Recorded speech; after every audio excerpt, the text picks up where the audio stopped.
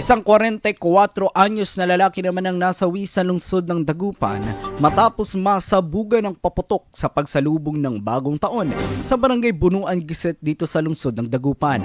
Ayon sa report ng pulisya, nagdulot ng skull fracture ang pagsabog na ginamit niyang 5-star bandang alas 12:20 ng madaling araw. Agad siyang sinugod sa Region 1 Medical Center sa lungsod, ngunit idineklarang patay bandang alas 3 ng madaling araw.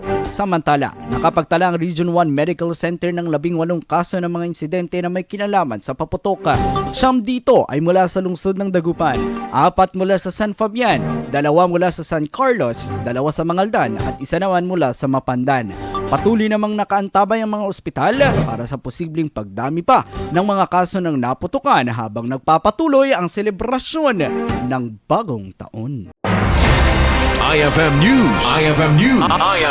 IFM News.